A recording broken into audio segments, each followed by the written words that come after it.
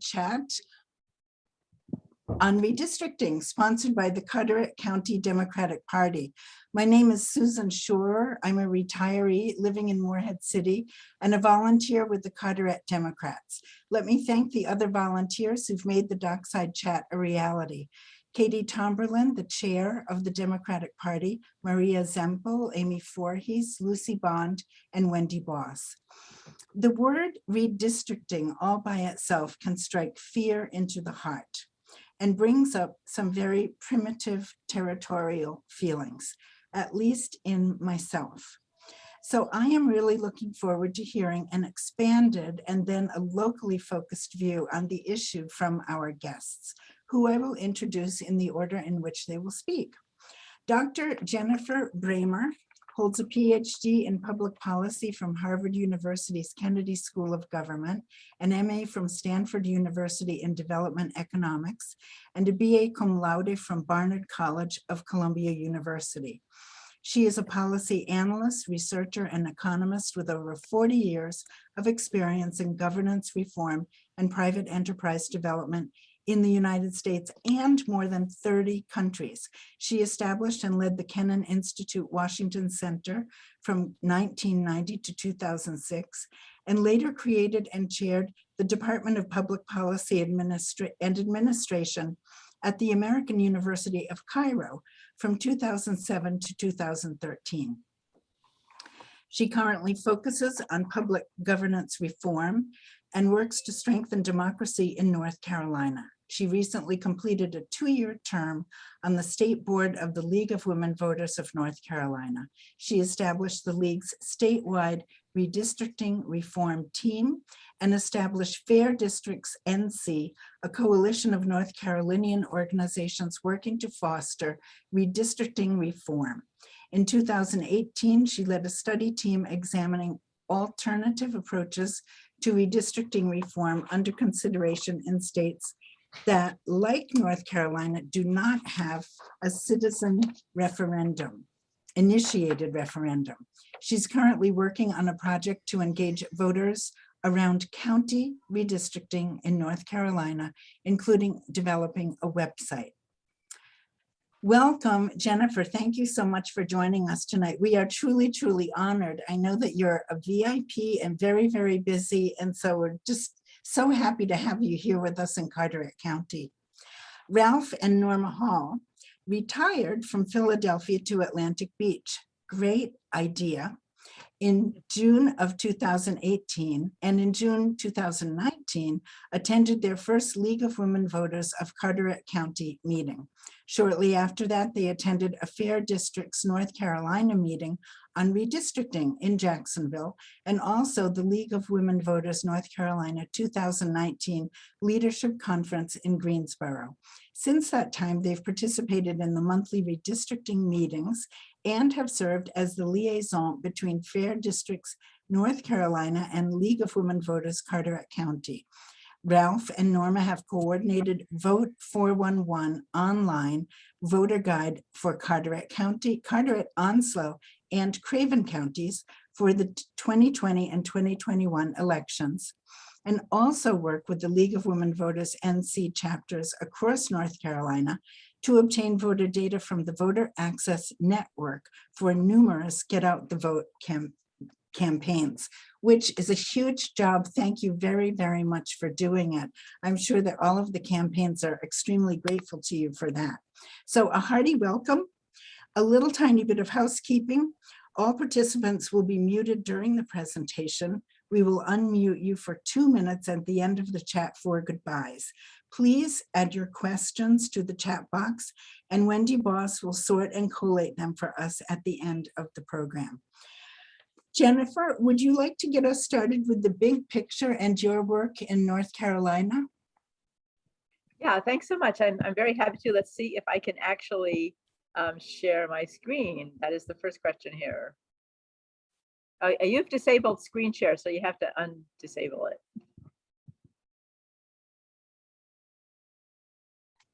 Jay, is screen share up and running? You may have to make me co-host. Yes, try it now. Try it now. Okay. Yeah, now it's good. Okay. Thanks. So hopefully this should be showing up. Looks Great. like it's showing up. Yes. Okie dokie, away we go. Let's see if I can just move this a little bit over. Go. Okay, so I'm going to talk to you about why we really have to fix redistricting in order to preserve and protect our democracy.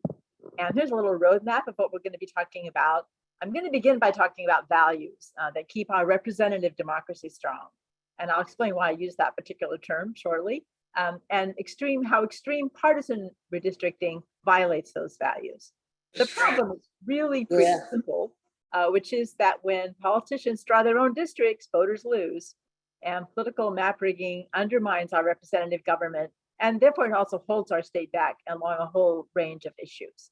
The solution is we have a long-term one, which is to try to establish a nonpartisan redistricting commission that puts citizens and not politicians in charge. But this particular redrawing, we're just going to have to do the best we can. What can I tell you?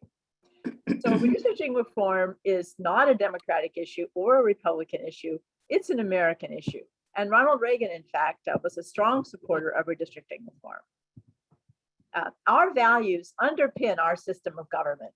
And you see down on the bottom of that little picture, I have the Heritage Foundation logo. Heritage is an extremely conservative think tank in Washington.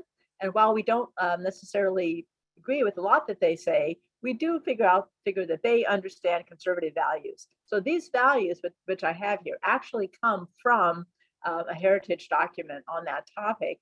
And it's very important when we talk to people across the aisle which is a very helpful thing to do, that we understand what their values are, and they differ somewhat from our values, although there's big overlap. So I'm going to try to sort of present this in a way that emphasizes the points and perspectives that I think can be most effective in those conversations. So the values that underpin our system of government include fairness and decency, equal rights under the law, respect for the rights and freedoms of individuals, transparent, open government, and rule of law that restrains the actions of officials. And our founding fathers created strong institutions. Institutions are very important, it seems, to everybody, but particularly to conservative voters. They created these institutions to ensure citizens' rights. They wanted to protect citizens from abuse of power, which of course they had seen being under the crown. They wanted to prevent any political faction from becoming entrenched in power, meaning you could vote them in and you can't get rid of them. They wanted to provide checks and balances that would put limits on political power. And when you think about institutions that would help you to do that, you might think about the courts or legislature, whatever laws. But to me, elections are the most important institution for our democracy. And that's because elections are our institution. This is where the will of the people is expressed. They give voters, or at least they should give voters, a voice and a choice. And they enable us to hold officials accountable to their constituents. So it's not just a question of voting them in and you can't vote them out. Accountability, to me, is a key part of what makes a successful democratic system. And redistricting is essential for fair elections. The purpose is very simple, just to keep the number of residents in each district about equal as the population grows and so forth. And it's done every 10 years after the census. So redistricting is it's almost here. It's just about to actually get started. The first meetings have already happened of the committees, and should be a straightforward process to keep our elections fair. That's what the founding fathers intended. But instead, redistricting has become an opportunity for the party in charge to rig the maps and tilt the elections. And that rigging and tilting, that's gerrymandering. And both parties do it. You can see on the left two maps, the 2001 Democratic map of the Congress and its equivalent in 2011. These are both really awful maps. Both of them were found by the courts to include unconstitutional gerrymanders that were designed to dilute the votes of North Carolina citizens. And both of them had to be redrawn, at least in part. But this really, to me, embodies a principle that we all learned in kindergarten, which we were just discussing earlier, which is that two wrongs do not make a right. And extreme gerrymandering can also be seen as a moral issue. It's cheating, plain and simple. I mean, imagine if you went to a basketball game locally at your local high school or whatever, And you look down at the court, and that's what you saw. That the mid-court line was not in the middle, and one free throw line was a whole lot closer to the goal than the other. Would we allow the home team to move the 3-point line and lower the basket as well, maybe? No, we would not. We would be outraged. We would be throwing things. They would be run off the court. So why is it that we expect less of our politicians than we do of our sports teams? Seriously, people. So here's a little bit about how this actually happens, assuming I can get it to run. This is about a 2-minute video, and I love this video. The guy that did it is a sort of a volunteer filmmaker, and he did a very good film on redistricting, and this is my favorite part of it. Partisan redistricting, or gerrymandering, is about fractions, percentages. These coins represent voters in an evenly divided state, 50 dimes, 50 pennies. These 100 coins elect 10 representatives. That means each voting district must contain 10 coins. Now, real people don't live in neat rows, so let's mix them up. Okay, this is our hypothetical evenly divided state. Let's see what happens if the dimes draw the maps, 10 coins in each district. For the dimes, first thing we do is pack the pennies, give them 2 safe districts, but pack them solid. The remaining 8 districts are won by the dimes, by smaller but still comfortable margins. The dimes win 8 districts and the pennies win 2. The dimes overwhelmingly control the legislature. Of course, if the pennies drew the district lines, the opposite would be true. Let's rig it for the pennies. For the pennies, we follow the same pack and crack strategy. Pack the dimes into 2 safe districts and crack the remaining 8 districts to win by the same margin, 8-2. Well, now that we've destroyed democracy, let's consider what this map would look like if the districts were drawn for compactness and keeping communities of interest together. You get evenly divided districts in an evenly divided state. Some go heavily dime, some go penny, but that's to be expected. People live where they live, and that is what democracy is about. It's not about party bosses rigging election districts so they can fix the election results. Well, there you are. I think that's a very straightforward description, and you can really see how that works. So now you have it, when they say packing and cracking, that's what they mean. And you notice that it creates safe seats for the people who are packed as well. And as a result of all of this, gerrymandering undermines our core institutions. It gives safe seats to incumbents of both parties. And this really discourages good candidates from running against them. But really, isn't competition essential to representative democracy? Yes, it is. And it denies voters real choice as a result. Legislators don't have to listen to their voters, and therefore they're not accountable. This damage to our core institutions threatens our representative democracy. And you notice I keep saying representative democracy. That's a Republican term. And our votes don't count. And you can see this when you try to register people, especially young people. They've lost confidence in the system. They're saying, oh, well, my vote doesn't count. Why should I bother? And this is really destructive to our system. And it also, gerrymandering contributes to rising gridlock and incivility, because the candidates whose real contest is in the primary, they tend to move to the extremes and leaving nobody in the middle to work together. So how rigged are our maps? Well, this diagram, which I will explain, this actually comes from Civitas, which is another right-wing think tank. They pay their analysts more, so what can I say? So across the top, you see the usual layout from safe Republican to safe Democratic and swing and lean and so forth in the middle. And then below, it shows how many seats there were. This is from the 2018, and I'll do 2020 shortly. And you can see how many more seats there are in the safe categories and indeed the likely categories. But the color of those different little district numbers down there, those indicate who actually won in 2018. And you can see that on the safe and likely side, on the Republican column, there was only one seat out of all those seats that did not go exactly as designed. And on the Democratic side, all the safe and likely also performed exactly as designed.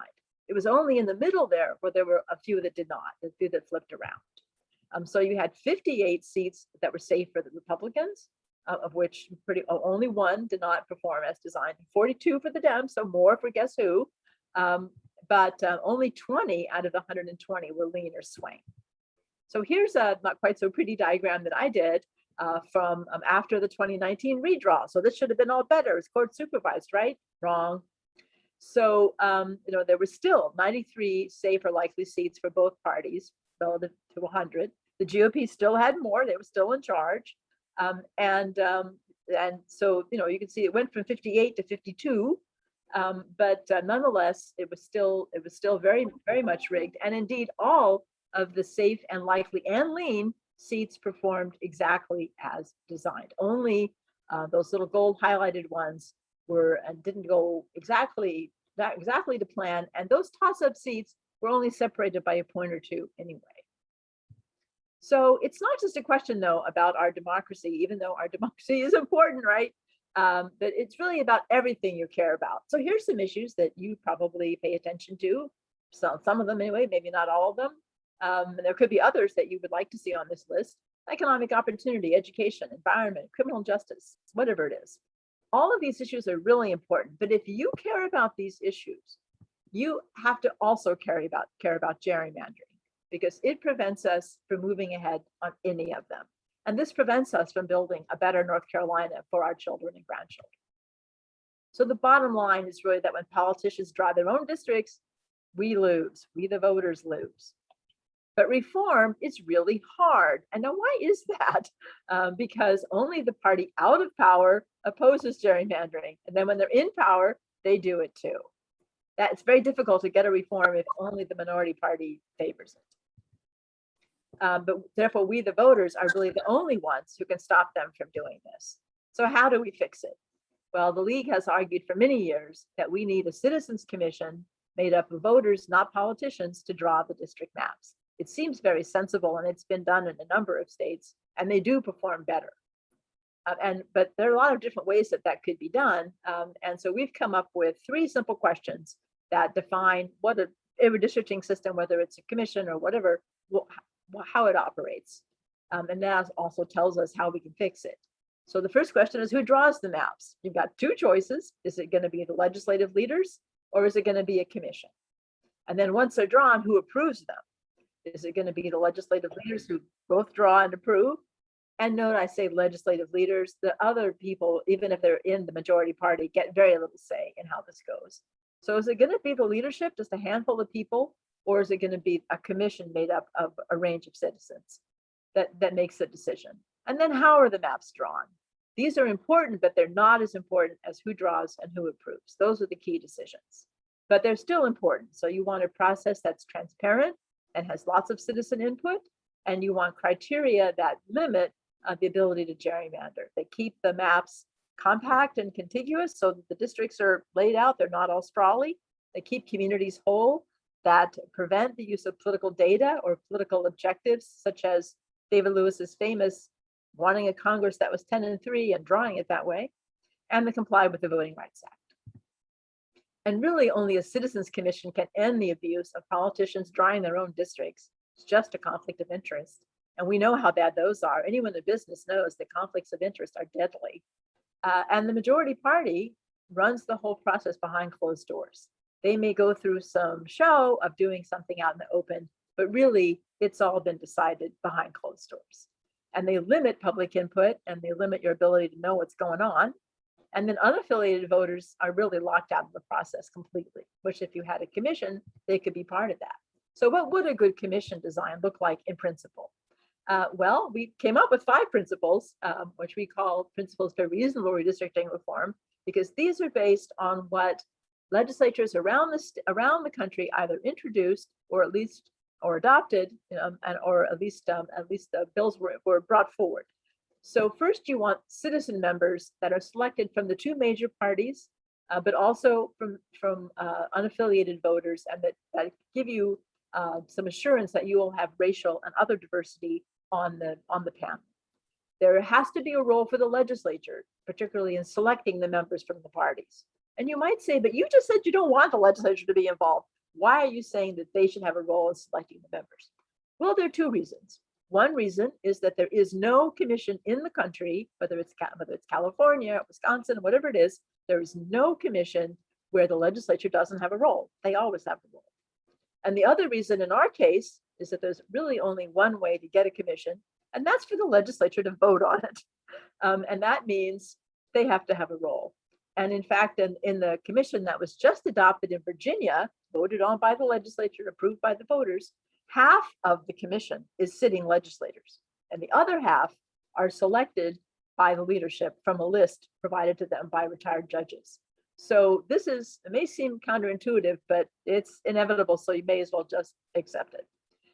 Then you want an open process with extensive citizen input. You want simple standard criteria that really keep politics out as far as possible. And you want to eliminate or at least limit the legislature's ability to change the maps. And going back to Virginia, in return for having half of the commission be legislators, in fact, the legislature cannot modify the maps. They get 2 shots at approving a commission-drawn map without changing it. If they vote it down, it goes to their Supreme Court. And that got through the legislature and it was adopted by the voters. And this is the first year they'll be trying it out. But we're not going to get that anytime soon, folks. The census delay has ruled out any chance that whatever there was, it wasn't a high chance for real reform. But the legislative leaders say they're going to use the court-ordered 2019 process, which was a little better. So here's what it kind of looks like so far. This is what we wanted. We hoped for a better, more transparent process, more opportunities for citizens to participate, forbidding political data, keeping communities with shared interests together, often called communities of interest, and to set non-political criteria for choosing the map and barring political objectives. That's what we wanted. So how did we do? Well, this is what we got.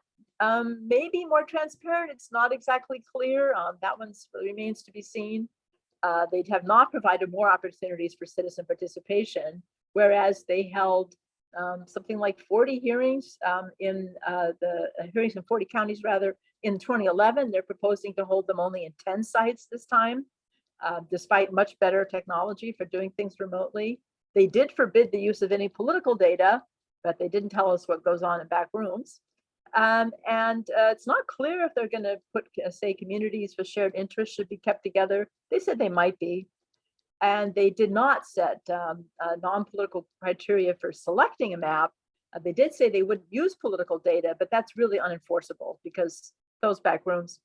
They did not bar political objectives such as protecting incumbents. So we got a couple of things, but it is hardly an ideal process. And we're going to have very, very limited leverage, as you might imagine. This is what you might call the elections have consequences department. The NCGA refused to move the 22 primary because that creates a very tight schedule, given the census delay. And unless the courts intervene, and we don't know whether that will happen, but we need to do everything we can to push for fair maps anyway. It's still key to make voters' voices heard. They're responsible for what they do. We're responsible for what we do. And it's also very important to educate citizens on both sides of the aisle. And you guys are in a great position to reach out to across the aisle. And demographic change is really our best hope, and it's coming to the state, as you know, probably not until later in the decade, but it's going to be harder and harder to draw an extreme gerrymandered map. This is what happened in Virginia. This Northern Virginia's changes that really led to the ability to get something adopted. We owe it to our children to protect the democracy that we inherited. And leaders across the political spectrum have recognized how dangerous extreme map freaking is when they had no control over it. And they have advocated reforms to end gerrymandering. I mean, George Bush introduced legislation. Schwarzenegger has been a major advocate of reform as well. It's really up to us to ensure that we get redistricting reform that will protect and strengthen our democracy. And we're fortunate to see that now North Carolinians are supporting redistricting reform. This is the first time the most recent polls show that Republicans, a majority of them, agree that ending gerrymandering in North Carolina is an important voting issue for them. I don't know whether that's because they know the demographic change is coming, or whether they're just sick of all the court cases, or whether they're just sick of not ever having a real say themselves either. Here's what you can do. You can endorse our 5 principles, which are on our website. You can help us mobilize the public for this year's redrawing, arranging local presentations like this one or whatever, joining the local leagues committee, and our colleagues will talk to you more about what they're up to soon. And you can participate in the redrawing, and including both the legislature and the county commissions, which are very important. You can mobilize to make comments on the state maps and attend the hearings, which will be probably virtual primarily. You can write letters to the editor. You can do social media. You can find out more about these things and other things on our websites. We have the league website, and we also have Fair Districts NC, our coalition, and Fair Counties, which is specific for counties, as you would imagine from the title. You get one guess. So that's what I have to say to you. And I really hope that you will get involved, because it is up to us. It has always been the responsibility of citizens to step forward when we needed to protect our democracy, and never more than now. So thank you very much. And I hope that you will get involved. Thank you, Jennifer. That was fascinating and understandable. Thank you very, very much. Ralph and Norma, what do we need to know about what's happening locally? Oops, you're still muted. You're still muted, Norma. Yeah, can we there share you the go. screen, please? Because a picture's worth Yes. 1,000 words. Yes.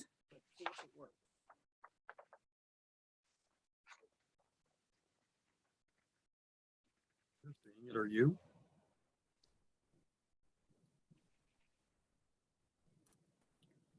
Yeah, but you have to select your screen. It's not, it says you're sharing, but it doesn't show how. There you go. There we are. Oh, okay. All right, let's try this and see if this works.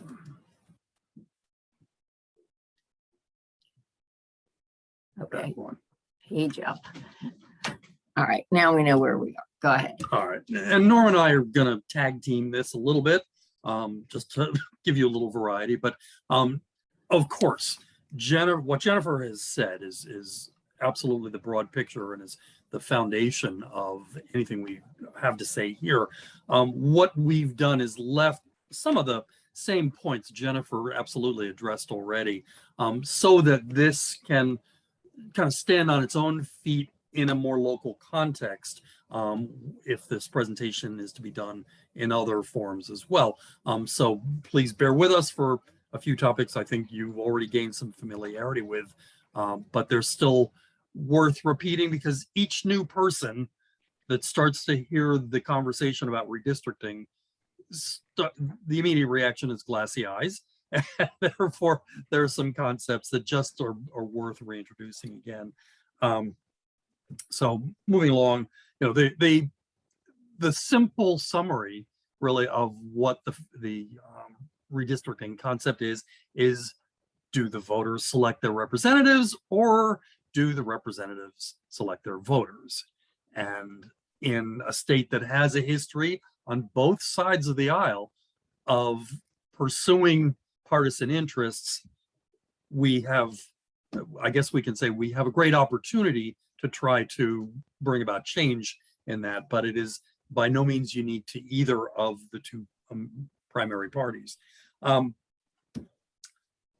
So especially in the context of the state of North Carolina gaining a new representative in the US House, this does start to take on some very specific meaning for how redistricting will absolutely have to happen, and how the process of getting to define the district for that new representative, and therefore the districts for all the other representatives as well, will be impacted.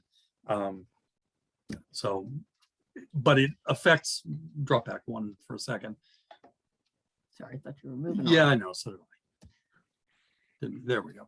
But all of this affects the US House of Representatives. It doesn't affect the US Senate, of course, but it does affect North Carolina senators, North Carolina representatives, and something that we all don't think about quite as much because we don't read about it as much in the papers, but our local county commissions. And at least in Carteret and in many, many others counties, the school districts are directly related to the way the county districts are drawn as well. So now we can move on. We're not showing this. We're not going to show that. Good. There is another video, which was actually the one when we attended our first redistricting meeting 2 years ago. This was the one presented by one Washington of, Post. but we saw it presented by one of Jennifer's teammates. And it provides another succinct explanation. We will make all of these links available and certainly encourage you to take a closer look at them. Sometimes saying it one way versus another just helps it register with you better. But it's our local district commissions that are really affected by the redistricting process. And the way the commissioners are elected varies by county. There are some very specific organizations, and Carteret County is a bit of an anomaly compared to the most of the rest of the state. But in our particular case, we click away, have an arrangement where each commissioner must reside in their specific district. I guess I'd call it their nominal district, but they are nominated and Yeah, elected. they're nominated by the district. Correct. And therefore at the primary level, but then come the major election, they're all elected at large. What that translates to is that their stated responsibility is to the interests of the entire county, but you may feel that what they do indeed is represent their particular district in the back of their heads, perhaps more. So this is the Carteret County Board of Commissioners. You may have had an opportunity to see these. We won't make any statements about the demographics of this group, but their particular interests certainly will always come into play in their policy positions and what community concerns they're, shall we say, interested in advocating for, if not assertive in their advocacy, and in particular, what their local community focuses on. Thanks. And down at the lower right, you see the just diagram of the physical layout of the districts in Carteret County. As you can see, down east has a large geographic area, but it certainly has a low population. We'll look at numbers. And we'll look at some of the specific numbers. But so there is some history that lies behind all of this, going back really 25 years to 1996, where the Use my script. yeah, and so with a little bit of research, what we found is that in 96, this is the way the maps, what are we looking at here? Do you need to click? Okay. Right. That in 1990, the census showed that the county on the western end, in other words, out towards Onslow County, was significantly growing and was starting to exceed the growth in the east by meaningful amounts. At that time, the county had 4 districts. There were 5 elected members of the commission, and that arrangement had existed for 30 years, 35 years prior to that, and from the 60s.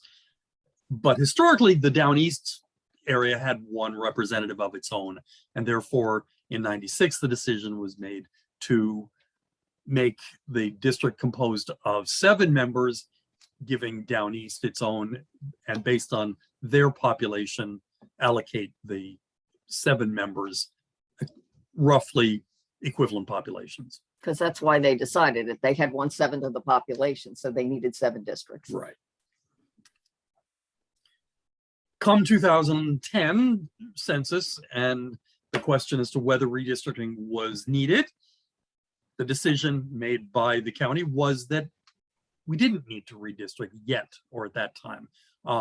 At the time, the criterion that was used was if any area's population had changed by more than 10%, they were required to redistrict. And at that time, there hadn't been that much population growth. So that system continued.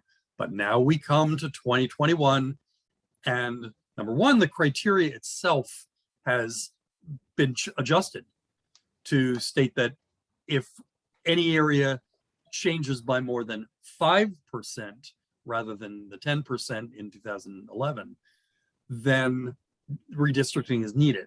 You'll see on the next slide that 4 of the 7 districts now fall under that condition. And Norma pointed out, can you shrink that? That if you look at the total population for the county, the ideal number of residents per district would be just about 9,500 voters. In reality, several of the districts, can you undo that? Thank you. Okay. Several of the districts deviate from that ideal number by at least 5%. And You're not talking about now, you're talking about then. I'm sorry. That's it. Yeah. Talking about this. Okay. They were cool. Okay. So continue. Keep So going. that brings us to 2011.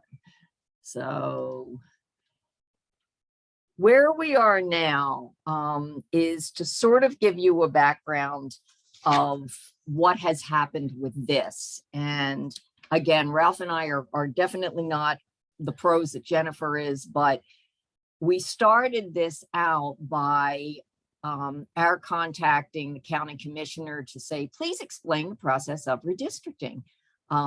So he did. He sent an email to me, and he also talked about this at the August 16th Board of Commissioners meeting, and basically said what was going to happen is that, you know, August 16th, they were supposed to get the census data, and the following week, which would have been that last week, the county commissioner, Comer, so one commissioner, the county manager, the GIS team, and I believe there may have been some finance folks, would be the committee that would get together.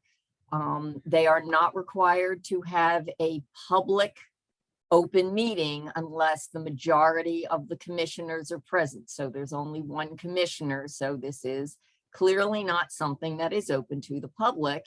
And they would determine whether any changes in the mapping were needed. They would then present that at the next Board of Commissioners meeting. That would be September 20th, if anybody's looking. So this is not an open meeting with them looking at this. They don't have to do that. The commissioners then have the option to accept that map as presented, or the commissioners can change it, or they can send it back for revision. So I've spent a lot of time looking at statutes, figuring out how people are reading these and interpreting them. So with this in mind as the process, we want to take a look at, I'm going to show the map that the numbers that Ralph just talked about for 2010. There is absolutely nothing open for any public comment, input, or anything else on this. So these are the numbers from 2010. And when we looked at them, percentage of deviation, the biggest is 5.4. So it's a little over the 5, but not much. So they're all pretty good. I couldn't quite get the breakdown for District 3. That area actually has a large population because it's split into 2, but all of the people in District 3 get to vote for 2 commissioners, whereas everybody else only gets to vote for 1 in the primary. So we're back into, you know, 1 person, 1 vote starts to have a question on some of this. But let's look at what happened, that what County Manager Burns came back and said to us in an email is that we have seen the numbers and there is not a significant difference from 10 years ago. which is true. The population only went up 2%. But people have shifted around a whole bunch.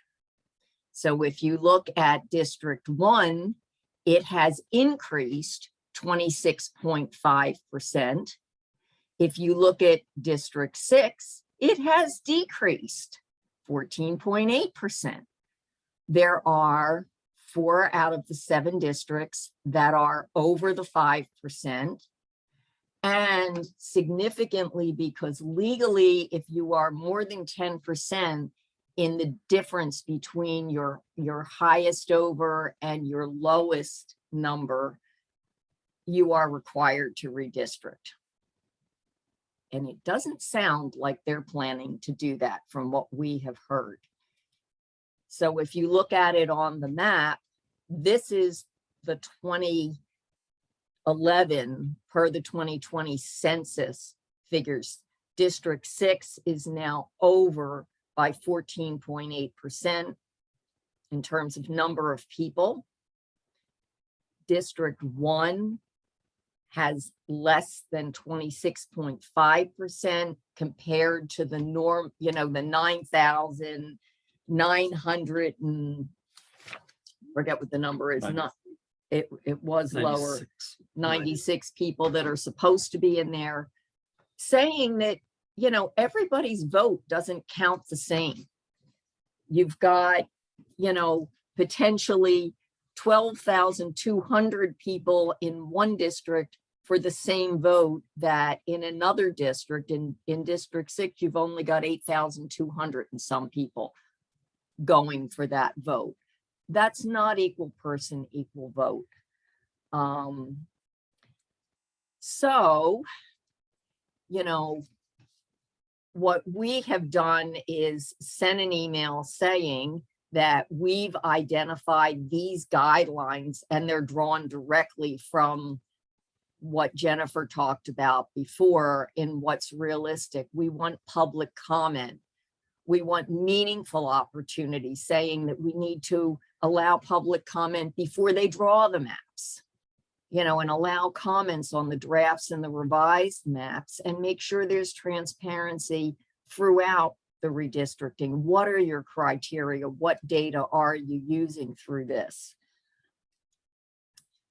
The new districts that they draw this year are going to shape the next decade. This is in the email that we actually, League of Women Voters of Carteret County, sent to him.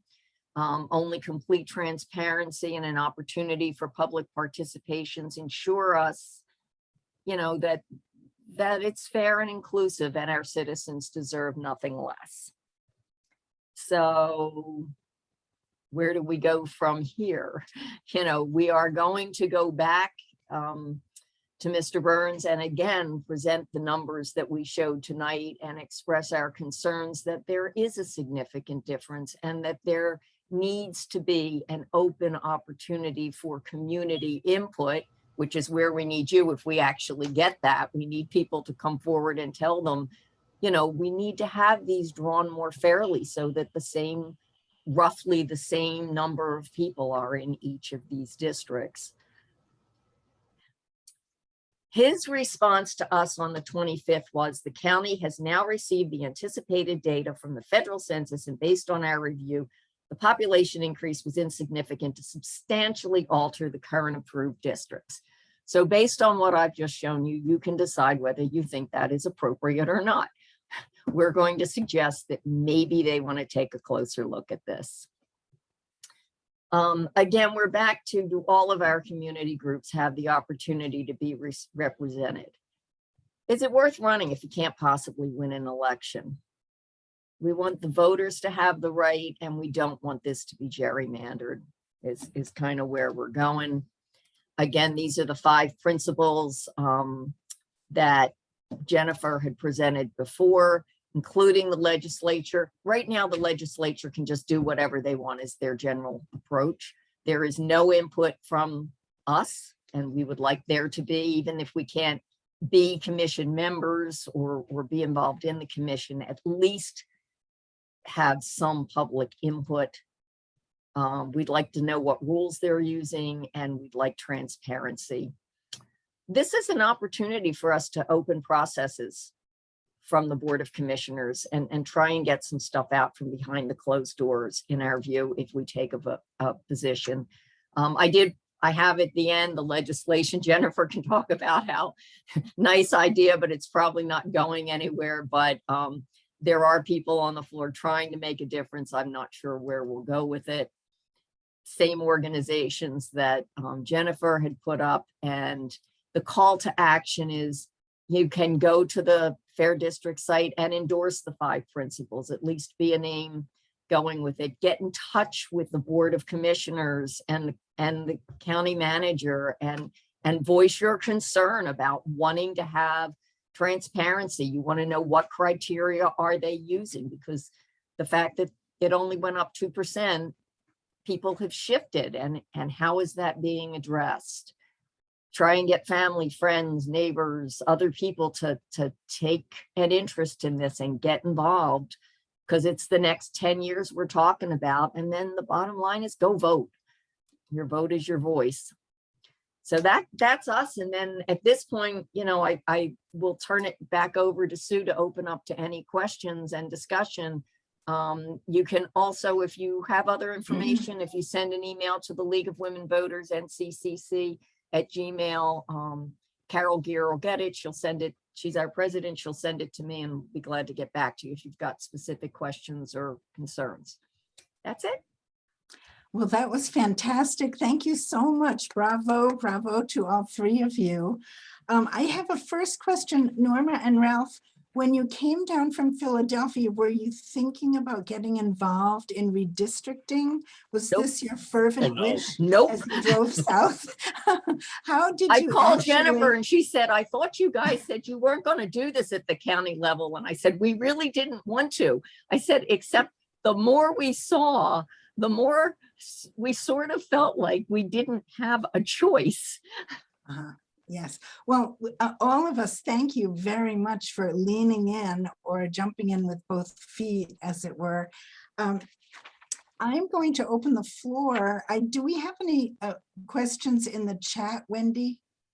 Just one from Leila Faye. And is the data that the commissioners see available to the public?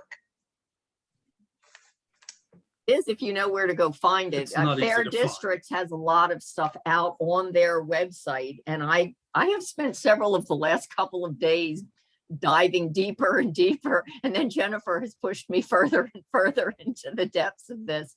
So there is stuff out there.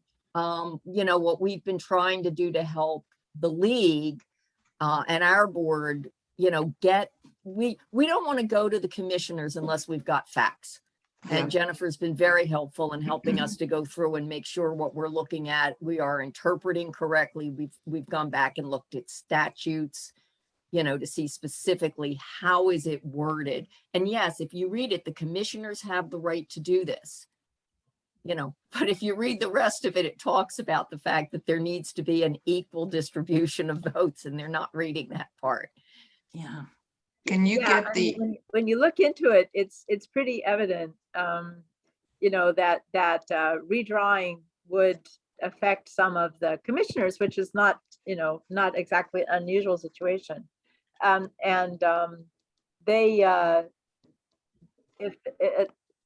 2 websites. We have Fair Districts NC, which is the overall redistricting website, but we created a special one just for counties because they're so complicated, and each one is a little different and so forth. And so we have Fair Counties NC, and with the help of a great volunteer from Raleigh who has a lot of computer expertise, that we have analyzed, I think it's 25 at this point, of the 40 counties, the 30 counties rather, that potentially could redistrict.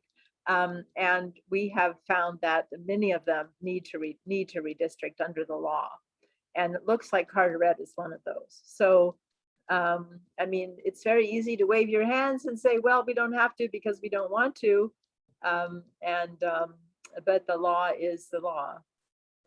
so I guess the question is, how can you get those data to us to redistribute to other people in the community or Democrats or whatever? Is there an Well, I easy can way? show you I can, maybe I can reshare my screen and wander over to Fair Counties and see. The information that we have, again, in the presentation, we took from that, and I've got my sources all listed in there, so you can go Okay. out. That's Yeah, where no. I got mine. So if you look in the presentation, the links are in there to take you directly to those sites. Mhm. Okay, well, So we Sue have a has, page, we have a page with data on Carteret, and we've reproduced the, it's really mostly Bill Morissette. It's not really, when I say we, I really mean mostly Bill. I've reproduced the using Dave's redistricting, which is a great tool. We have reproduced the commission districts for, like I say, these counties, and on that it gives you the data there. right, And well, the maybe law Sue is had, that if you have a deviation between your smallest and your largest populated district of more than 10%, you must redistrict. okay. Well, Sue has a great letter writing group. Maybe we could distribute that and get some Yes, information out. yes. This- One Absolutely. specific aspect of all that is, I would think the natural reaction of any commission would be, well, you can't throw this on us at the last minute. The election is now in front of us. And the direct answer to that is the district commission, the commissioners themselves will be elected next year. The 2021 election is not relevant to them. In other words, they do have time to think in a measured manner and to take appropriate actions rather than just knee jerk against it. So, Although the challenge is also, though, the filing date, because they will have to file for 22 in early December unless somebody moves the primary, which, I don't know if the county even has the authority to move the primary. I'm not sure. Well, and the statutes are very specific that include having to change dates. And as I was reading through it, it just got way and way, I pulled the actual statute. So again, if anyone wants additional information, again, you've got the League of Women Voters, email, send us a note and I'll send you the other information that I've pulled up on it. And I'm happy to share what I found. The more that know, the merrier. Okay, that gets to Penny's question is what is our timeline for final decisions? And I guess December or? What I'm getting from, what I've heard, and I think Carol Gear is on here, and again, she's the one who's been emailing on behalf of the league. So Carol, correct me if you feel differently, but the sense I get is that they kind of think it's fine. They're not planning to do anything, and they could change their mind, I guess, this week, but it's all closed, so we don't know. And then they're just going to go and present whatever they find on September 20th. And there is, so we're really pushing for, we like open meetings. We would like to see what you are presenting before it goes to a vote. We'd like the opportunity to provide input on that. Maybe the people in the underrepresented districts might have something to say about it. and it also does affect the school. It affects the board. school districts as well. So it's if they and redraw. the board members for the school board. So that there is a broader effect than just the commission. But having a map that is in effect illegal, whether there's been an election or not, it's still illegal. And one of the things that I've learned has really been fascinating, looking at the lawsuits at the county level that have gone back, particularly in the 80s under the Voting Rights Act into the 90s. And in fact, the most recent was 2017 in Jones County, and 2013 before that in Pasquotank. Where predominantly for racial redistricting, which doesn't really apply, obviously, in Carteret, but there were systems that had been in place for decades and decades, and the court said no more. So whether there's been an election or not, if it's illegal, it's illegal. But somebody has to find it to be illegal. So we have a few more questions. Rhett Newton was asking, is there a bipartisan concern about redistricting? Do the Republicans even care? Well, I was very impressed that the latest polls, and there's another poll that I didn't put up there, mostly out of sloth, that again shows that Republicans in the state voters in the state are concerned about redistricting. I think they don't like my interpretation of that, just kind of my feeling, which could be wrong, is that they don't like the lawsuits, they don't like the uncertainty, they don't like the constant redrawing.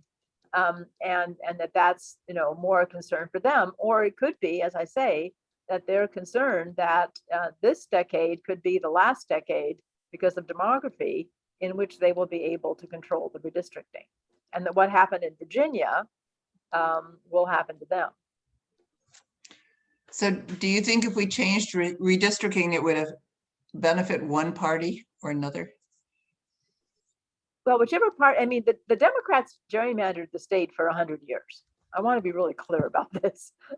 And when Tillis, I guess, became the speaker, he was the first Republican speaker in 100 years, and actually over 100. So it's not that this is not something, and there are states, Maryland, looking at you, where the Dems are gerrymandering now. So it is not something that really is one party or the other. It is something that the party in charge, does to the voters. Mm-hmm. Mm-hmm. So I guess the next two questions I can combine. If the commissioners are not following the statute, where is accountability, if any? In other words, can someone sue? Can an individual citizen sue? Or what's the possibility? Yes, an individual can sue. As well as we certainly would prefer not to have to go that route, and we're not trying to threaten. I don't think that's going to win us any people right now, but if we pursue this and can lay the groundwork, it does lay the foundation for being able to go back and say we reached out to them, we tried to get them to look at this, and we pointed out the inequality that was there. They chose to ignore it, and it lays the groundwork for us. Well, but in other situations where it has been just a really clear-cut case, and what has often happened is that either the judge or, even the authority itself said, this we're going to lose, let's just do it. And without ever coming to trial. So that, something like that could happen. I'm not a lawyer, and I'm not going to claim that I know the ins and outs of the legal process at all. But it to the extent that they are, but someone that really looked at it went, this is wrong, we're wrong, we got to do it, whether we want to or not. They don't want to. And I think that the implications are not very similar between the state and the county. At the county level, I think one of the more immediate objectives is to increase openness. The likely outcome of who is going to be on the commission, even if the lines were drawn perfectly, will probably be pretty much the same individuals in Carteret. Across the state, it's not the same answer at all. But the point being to get the process out in the open. Can we get the door open? Yeah. Just a little bit. Yeah. So who are the commissioners accountable to within the government? Anyone? No one? Nobody. Okay. Themselves. It's an amazing, Their it's voters. an amazing thing that many of the local offices do not report to anybody. The district attorney reports to no one except the voters, and the commission is the same. And also that would be the case with elected, you name it, school board. So if the voters don't hold them accountable, then they're not accountable. Speaking of accountable, I told people that the meeting would end at 8:30. And it's We are right 8:30, there. So I'm going to be accountable. And I want to thank Jennifer Bramer, Norma, and Ralph Hall. Thank you so much. Bravo, bravo. You did an absolutely spectacular job. Also, at this time, I would like to sheepishly apologize to everyone I sent reminders to with the wrong number for getting into the meeting. If anyone had told me in January that I would make a mistake like that, I'd have fainted dead away on the floor. But I heard the bell ringing, and so I know that people got my last minute text with the correct number, and I apologize for any consternation I may have caused all of you. Sorry about that. Our It's next recorded, chat you will can always watch it. Yeah, that's right. That's right. It's recorded. Our next chat will be on October 19th, and the topic will be plastic, its use and abuse. You know, we have a Plastic Free by the Sea group in Beaufort, and they will be taking over the Dockside chat. So I'm really looking forward to that. So we will be in touch. Keep your eyes peeled for announcements. Please check our webpage. Stay active, stay healthy, stay pumped, and let's go get them. Thank you so much. Thank you. Thanks a lot. Good night, Really enjoyed it, everyone. guys. Thank you for being here. Thank you, Jay. Thank you, Wendy. Nice to see you, Penny and Thanks, Jennifer. Vicky and everyone. Jennifer. Thank you for being Thank here. you. Alila. Thank